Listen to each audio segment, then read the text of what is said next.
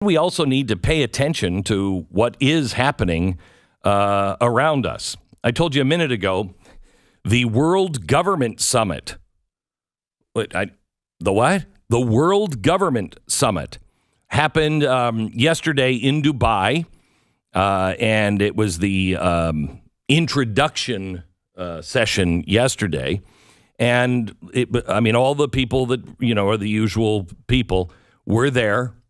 Huge crowd, gigantic theater with all of the critical, important people. And it was kicked off by, lo and behold, Klaus Schwab. Here's what he said.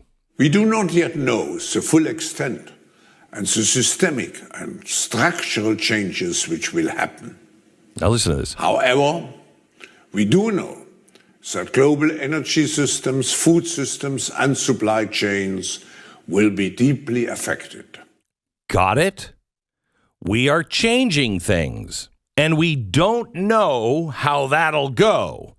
But we do know the global energy system, the food system, and the supply chains will be deeply affected. Well, but other than that, don't worry about it. It's only food, energy, and how we get things. But other than that, we're good. This is the arrogance of the elites. Now, one of the topics, their first session was, are we ready for a new world order? Are they trolling us? I think the reason why they're naming this is because, A, they really mean it. It is a new world order. But they also see an advantage of calling it the New World Order instead of the Great Reset, which it absolutely is. The New World Order, they call it that because that way when I say it to you and you're like, did you hear about the global government where their first session was, are we ready for the New World Order? Everybody rolls their eyes. Aha. But here it is. Day one, World Government Summit yesterday in Dubai. Here's the first session. Are we ready for a new world order? And the title of this session, are we ready for a new world order? Well, the organizers here are nothing if not ambitious. This is, I think you will agree, a daunting subject for discussion at just after 9 a.m.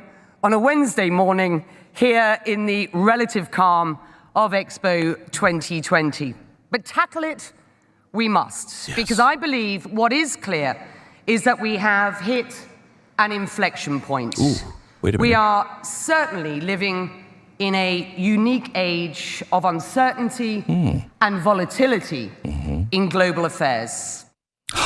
That is weird because it's almost exactly what Joe Biden said last week. Remember, we're at an inflection point that only happens once in a generation, maybe a little longer.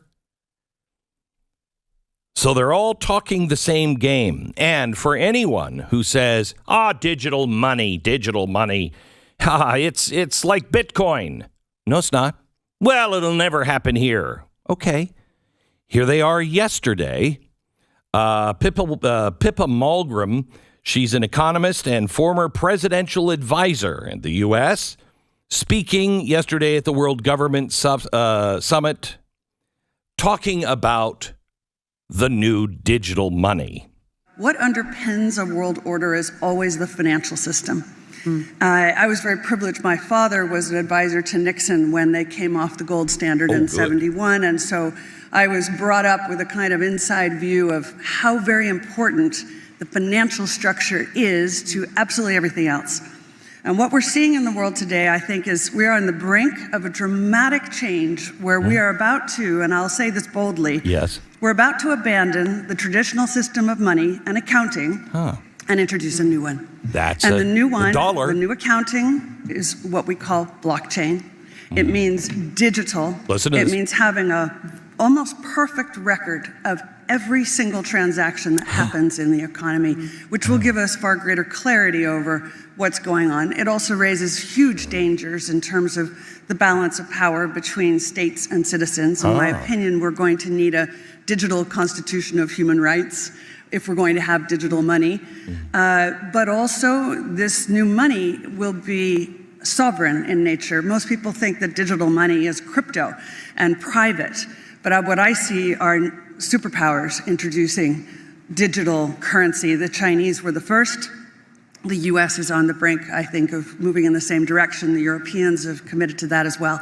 And the question is, will that new system of digital money and digital accounting accommodate the competing needs of the citizens of all these locations so that every human being has a chance to have a better life? Because that's the only measure of whether a world order really serves. Yeah, I don't think so.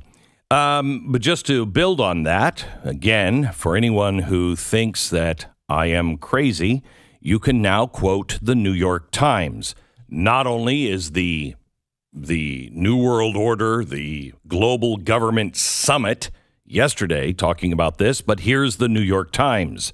Central banks around the world are experimenting with issuing digital replacements for cash in the form of central bank digital currencies.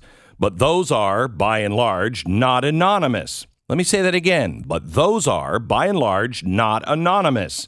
In January, a white paper from the Federal Reserve made it clear any digital currency it issued would differ materially from cash, which enables anonymous transactions, end quote.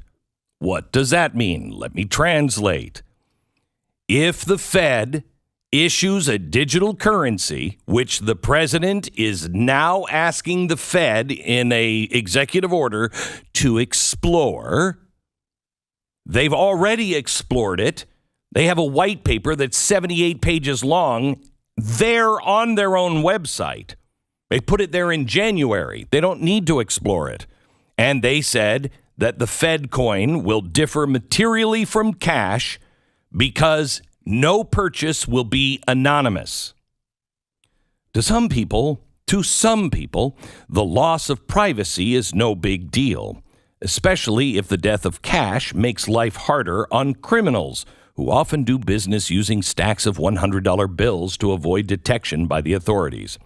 Representative Stephen Lynch, a Democrat from Massachusetts, a former iron worker who represents a part of Boston and its southern suburbs, isn't soft on crime, but he doesn't like the idea of banks and governments being able to track every single transaction every person makes. Quote, we're trying to preserve some element of anonymity and not have full spectrum surveillance of every aspect of people's lives, end quote. This is from a Democrat. This is in the New York Times. Please don't say it's a conspiracy. And please don't say it could never happen here. Don't ever say those things again. You must understand we are living in a very different world. All of the old rules are gone. Everything that you thought you knew to be true, as I said, what you thought it was solid is liquid. Everything that you thought was liquid is now solid. The world is completely inside out and upside down. So, what is his plan? Well, Lynch introduced a bill directing the Department of Treasury, rather than the Federal Reserve, to develop an experiment with issuing digital dollar technologies. Oh, okay. So, we don't want the Fed to have all that information, but the Treasury can have all of that information. Yeah, because the government wouldn't ever do anything with that information. That is not the solution. The solution, if you want a digital currency, then use blockchain.